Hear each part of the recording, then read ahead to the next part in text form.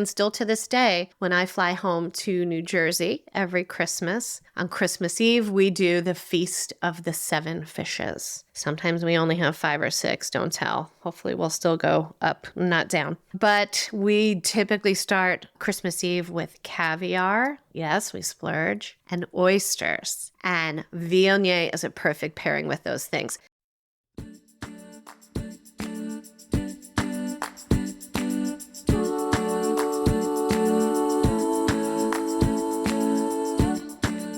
Hello and welcome to this week's Sip with Nikki. I'm Nikki Lamberti here in Sonoma County, California. And if you're a regular listener, welcome back. I see you. I thank you for joining again. And if you're new, awesome. You picked a great week to jump in. Now, if you read the title of this week's episode is Hooray for Viognier or Hooray for Viognier, you didn't perceive me to be nearly as clever as I am because it's Hooray for Viognier. It rhymes.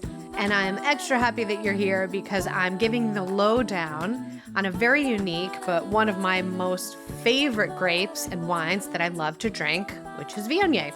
And over the years, I've had the pleasure of introducing it to so many people and no one can pronounce it. So if you stumbled, no worries. So I wanted to start off by answering a listener question that comes right off the bat from Amanda in Brentwood, California. Listener questions.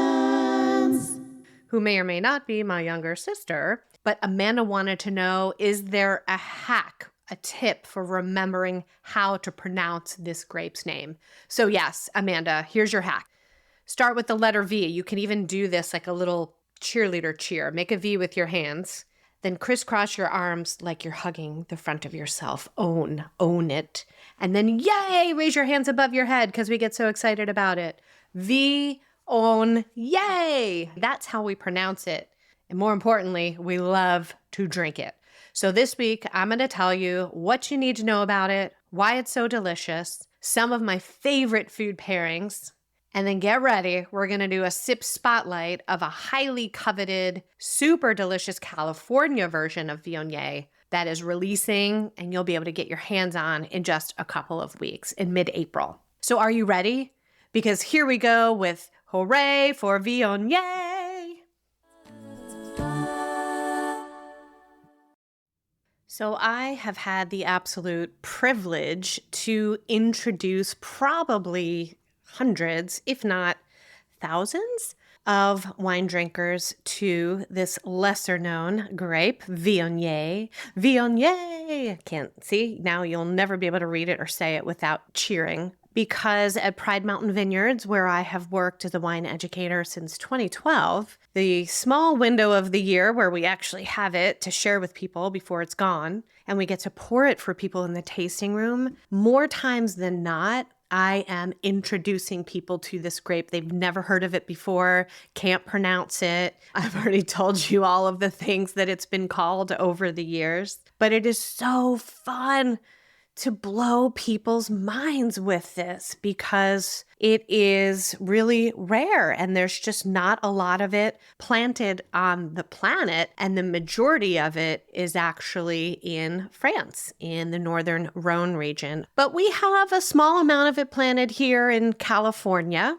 It can also be found in Australia, Portugal, Texas wine country, believe it or not, Washington, Oregon, and really, a surprising U.S. wine region that is known for Viognier is Virginia, especially in the Charlottesville region where Dave Matthews, maybe you've heard of him, has his Blenheim vineyards. There is a lot of Viognier in the Virginia wine country. And Blenheim Vineyards actually bottles a Viognier and a Viognier blend, blended with some other Rhone region white grapes, Marsanne and Roussanne, and that actually has a special painted label by David. But California, especially Napa and Sonoma, you're starting to see it a little bit more. I feel like it's catching on, and one of the reasons that it's been rare to grow and make Viognier, especially in California, is that it can be tricky to grow and tricky to make. You've got to really plant it in the right location. And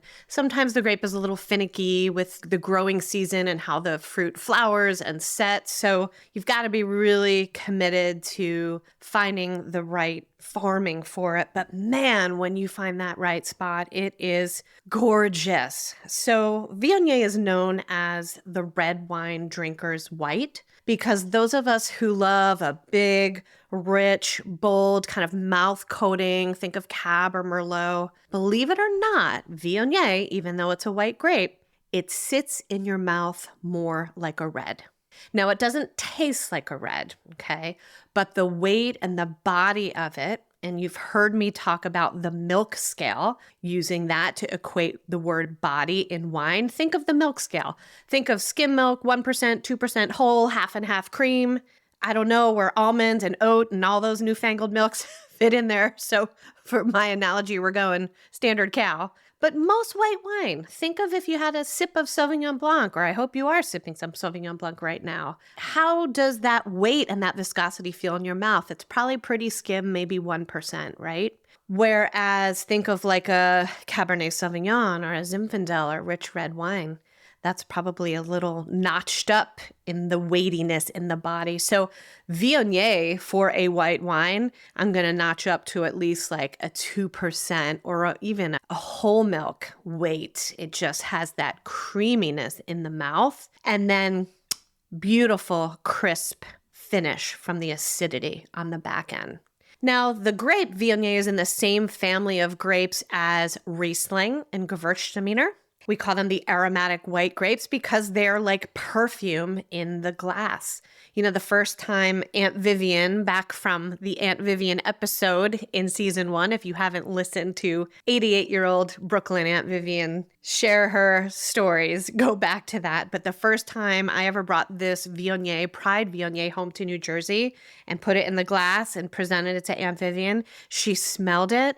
And then she acted like she was dipping her fingers in it and dabbing it behind her ears and on her wrist points because it's like perfume and people just want to wear it. Now, when I say the grape is in the same family as Riesling and Gewürztraminer, right away, most people's mind goes to, oh, so it must be sweet. If you've listened to the Hey Sugar episode where I talk about sweetness in wine, not all Riesling is sweet, right? The grape can be made through winemaking on a spectrum of dry on one end to sweet on the other and everywhere in between. And the same thing goes for Viognier. The majority of Viogniers that we enjoy and the sip spotlight that I'm going to do today, they are dry, meaning not sweet. All of the sugar that was in those grapes has been converted to alcohol, which we love. And it is just stunning. Viognier is actually my dad's favorite wine. Shout out to Big Dominic in New Jersey.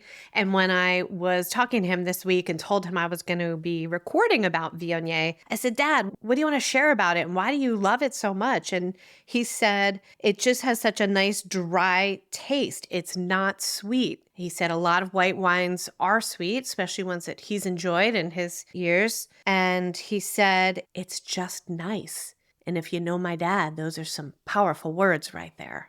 The other thing that is so interesting and intriguing about this grape and Viognier in the glass is when you smell it, it's known for having not only floral notes like honeysuckle and jasmine. In fact, that honeysuckle note is a very nostalgic note for me because growing up in central New Jersey, we had a big honeysuckle bush behind our shed in our backyard. And I have great memories of my two sisters and I learning how to pull that little, I think it's the stamen, the center of that honeysuckle flower out where you get that little drip of honey and put it on your tongue. So when I smell Viognier, I am immediately transported behind the shed, which sounds weird, but it's a very positive memory. Jasmine, orange blossom, right? Reminds me of when I lived in Central Florida in the springtime.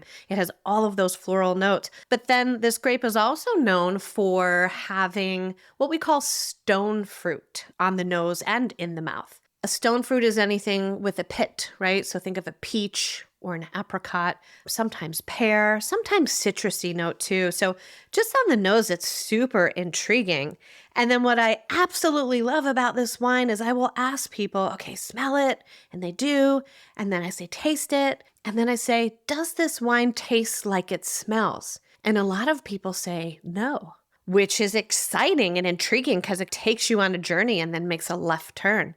A lot of wine, you smell it and you're like, okay, I smell A, B, and C, and I think I'm going to taste A, B, and C, whatever those notes are. And then you taste it and it tastes like A, B, and C. And that's pleasing too, right? What you smelled leads you and was confirmed on the palate. But what I love about Viognier is you might be smelling A, B, and C.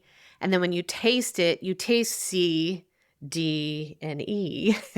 And I think because of the interesting aromatics and floral, I think people think it's going to be sweet. And then it has a very pleasing, dry finish, mouth coating because of that weight and viscosity. And then that just clean finish on the back end. If you're a regular listener, you've heard me talk about Evan Goldstein, who is the author of Perfect Pairings, one of my go-to books that I use. And Evan's going to be a guest soon on the podcast. But when I read his chapter on Viognier, he talks about, quote, it's a rare and idiosyncratic grape. Its flavors are unique, exotic, and provocative. And it's dynamite with food. Evan, I totally agree. In my opinion, and this is one of the reasons that not only me, but friends and family that I've shared Viognier with, why we love it so much, it is so versatile with food. Now, it doesn't need food. You could just enjoy it. But Evan, I agree with you that it is fantastic with a cheese course, and it can pair with almost any cheese, from a hard cheese like a Gouda to a triple cream to a blue drizzled with honey. Oh my gosh. But what we love Viognier with is shellfish. And my family on my dad's side is Italian. And so growing up, we had a lot of Italian influence in our cuisine and our cooking. And still to this day, when I fly home to New Jersey every Christmas, on Christmas Eve, we do the Feast of the Seven Fishes. Sometimes we only have 5 or 6, don't tell. Hopefully we'll still go up, not down. But we typically start Christmas Eve with caviar. Yes, we splurge. And oysters. And Viognier is a perfect pairing with those things. So is sparkling wine or champagne. But man, Viognier sits in the pocket, especially when you have some of that brininess. And then typically the rest of our 7 fishes menu is Dad's famous stuffed baked clams. There's usually a scampi. There's usually some crab claws with mustard remoulade sauce. And we stockpile Pride Viognier through the year because it's usually gone by Christmas time. And we go through more than a few bottles during the holidays. The rest of the year, we love Viognier with sushi.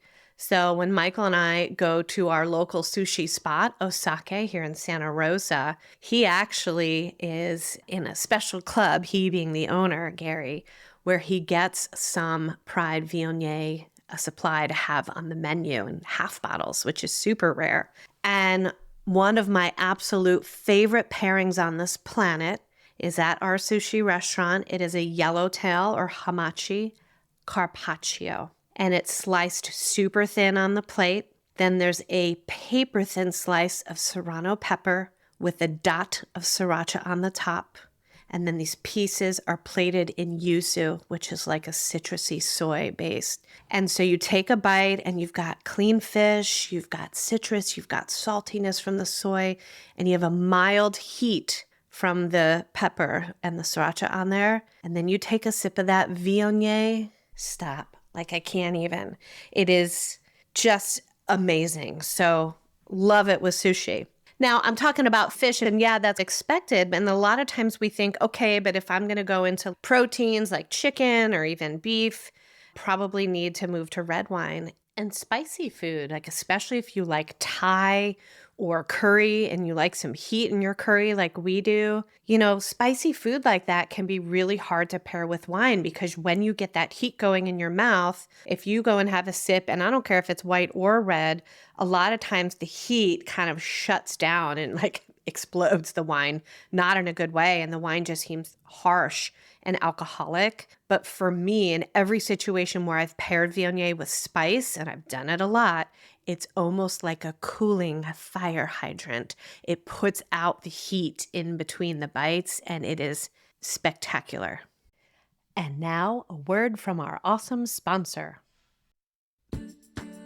I love olive oil almost as much as I love wine. And if you heard Olive Oil 101 and 102 episodes in season 1, you heard me interview my friend Liz Tagami. She and her husband Donald operate American Olive Farmer, which is here in California, and they are some of the most delicious olive oils I have ever put in my mouth. So now at the start of the year 2025, they've recently released their Olio Novello, the new oil from this recent harvest in November of 2024. And I can't wait for you to try it. Now, it won't last, and not to worry. If you go to their website, American Olive Farmer, and the new oil is gone, throughout the year, they'll have both Arbequina and Ascolano, which are also exciting and delicious, and you can even subscribe and have them shipped right to your door. Last year, we also bought a box of raw olives in the early harvest time, and they're almost done. They're curing in our olive closet, and I cannot wait to serve them on my charcuterie board, and I'm going to use Liz's recipe from her website for warm herbed olives. Say it again, warm herbed olives. So check out American Olive Farmer, not only for oils, but vinegars, beautiful accessories. And if you love entertaining and serving olives and olive oil, you've got to check them out. Liz and Donald have been kind enough as our sponsor to create a discount code. So use the code SIPWithNikki at checkout, SIPWithNikki, capital S, capital W, capital N, and they are giving you 10% off your order. Go, check it out now. You're welcome. And now, back to the show. Because Viognier has that weight and that body, some of the most surprising and delicious pairings I've had with it were actually with protein, especially something like a chicken or a duck. You've all heard me mention Karen McNeil and the Wine Bible, which is my other go-to reference set of books. And Karen has been a guest on the podcast before. And when you read Karen's writings about Viognier, she talks about, because of the super fruity aroma, an awesome pairing is anything with fruit in it. So like roasted chicken with an apricot glaze, or even just sauteed apples with a sip of Viognier. Oh my gosh. And if I was doing sauteed apples, there'd be like a little hunk of a triple cream cheese on that as well. When it comes to aging Viognier, it doesn't need it. And you can age some white wines, especially something like Chardonnay. They get really interesting and take on some new notes and new layers and nuttiness. But what we celebrate and love about Viognier is that freshness, that vibrancy, those aromatics. And that does not increase with time or bottle aging. It actually decreases. So that's something that's really fun about Viognier. You can buy it and drink it right away. Instant gratification, and you're going to want to drink it right away because it's so freaking delicious. So now it's time for this week's Sip Spotlight. Sip Spotlight. And guilty pleasure, I'm going to be a total homer on this one, going with Pride Mountain Vineyards Viognier. I've already teased you with that. Now, there are some other beautiful and lovely Viogniers coming out of this area, but Pride Viognier is what introduced me and created the love affair for me for Viognier, and I want you to be able to get your hands on some of it. Our current winemaker is Matt Ward, and I'm going to have Matt on the podcast hopefully here soon, and we can get his thoughts. But releasing on April 15th, what a much better thing to celebrate on April 15th than Tax Day is Viognier release day at Pride Mountain Vineyards. And it's going to be available on the 15th. If you're listening to this and you're already a member of Pride Mountain Vineyards Summit Circle, then you're going to get yours sooner, because remember, that's one of the perks of the membership is you get the new vintage first. And then once the dust settles and they fulfill all of the wine club orders, then it will be made available to our mailing list and in the tasting room. And if you sign up for Pride's mailing list, which you can do on pridewines.com, I'll put the link in the show notes, you can get an offering and allocation to be able to call up and purchase some bottles. Or if you're on the mailing list, you'll get an email when it releases. You cannot just go on Pride's website and shop for this wine because it's really limited. So it's important that you sign up for the email list first, and that way they'll send you an email, which is your back door, and then you can order it from there. And we're typically sold out at Pride of Viognier within a matter of months because it has a cult following, and I might be the president of that cult. And it's just not a very large production.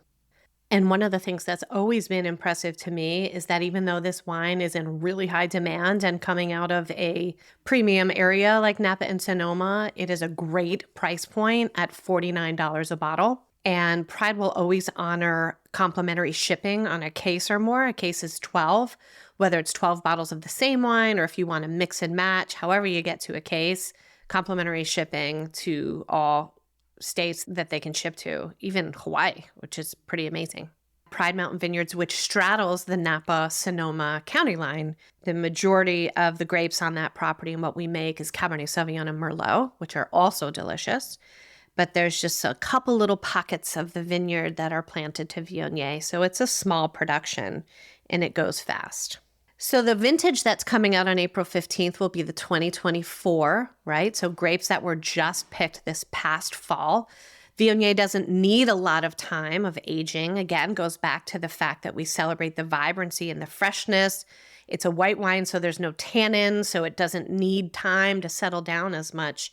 The wine is fermented in the big stainless steel tanks, and then it's aged in oak barrels, French oak, but they are neutral. And again, if you have followed along, you've heard me talk about what that means. That means barrels that have been used multiple times over and lost their oakiness. So Pride Mountain Viognier is an example of a wine that's aged in oak but is not oaky. But because it's in these older barrels, the texture of it is creamier and softer than if it was aged in stainless steel, which also does exist.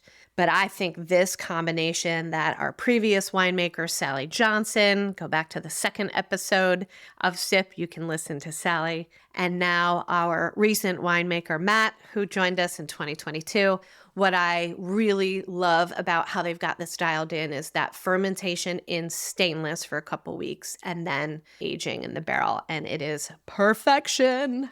So last year, just to give you an example, James Suckling, who is a well-known wine critic, in fact, during COVID, if you explored the whole masterclass series like we did here in our house, we did Thomas Keller's pasta making, and James Suckling actually had a wine tasting masterclass in there. So you may recognize the name, but I love his descriptions, and this is pretty typical. Like, even though from year to year and vintage to vintage, there can be some subtle nuances in the wine based on the growing season and Mother Nature and the chemistry in the grapes. But this wine's pretty consistent from year to year. Last spring, when the 2023 vintage released and I was at Pride, Matt, our winemaker, poured this for us all to get the sneak peek of it. And he still teases me to this day. But if you know me and if you've gotten to know me through the podcast, this will not surprise you. But I literally just picked the glass up to my nose, smell alone, smell.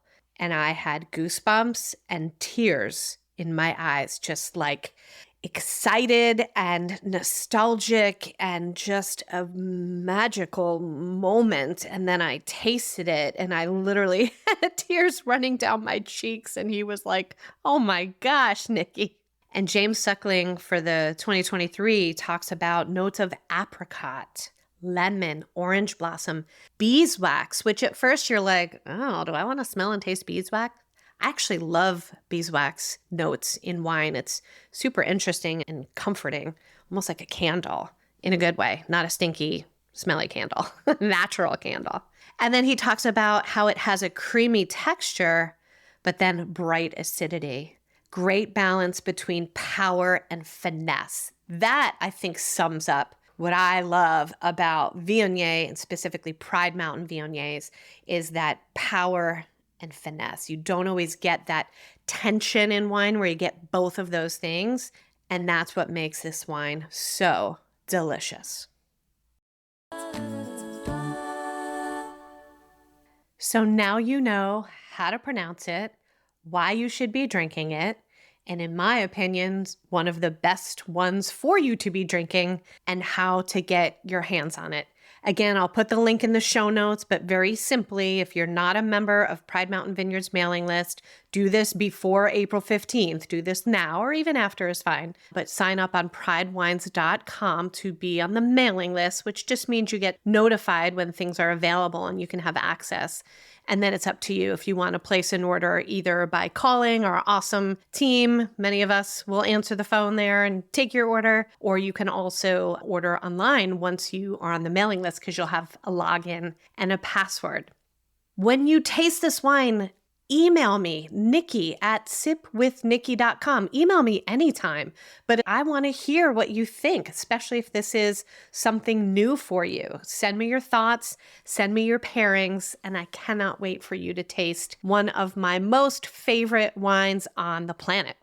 And as you can guess, my other favorite wine on the planet, yep, I'm biased. It's the one that I make, which is Solvato and our Sangiovese. And at the time of this recording, Michael and I's 2022 Sangiovese is available. And it's also a really versatile, medium-bodied red wine that belongs on your table. So in a perfect meal, in a perfect world, we're starting with some cheese and some fish appetizers and Viognier, and then we have a beautiful cacio e pepe pasta hitting the table with a little Sangiovese. And remember, for being a podcast listener, with my small production wine, 200 case production of Solvato, use the discount code PODLISTENER, and I will give you 10% off your order of Solvato.